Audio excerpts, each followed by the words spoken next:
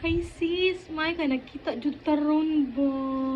Hello, this dugayan na jud din nato wala nagkita mga usa na ka tuig. Ay, speaking of sis, since usa na sa katuig since last na to kita. Ako to katong nanguwam ka na kog 5K no? Oo, katong imuhang ibayad unta sa imuhang kanang bagong nga cellphone. Oh, credit. Oh, lagi. Ay, speaking of sis, pwede po kanang maningil ato sis. Itong 5K. Isag 3K lang jud sis or 2K kay da mo gud koy gamitan ron sa kanang kwarto ba. Unta ipuno ra unta nako sa ko ang business kay mag-start up unta ko business ba.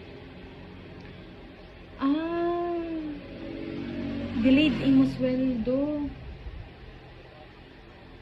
Ah, okay. iPhone 16 Pro Max. Home credit na kay gibayaran ron. Ah, due date karon sa imong cellphone. Bago na sa imong cellphone. Ah, imo gigamit sa imong sideline. Ano sa sideline mo ron? Ah, photography. Kanang sa mga kasal? Events? Ah, okay.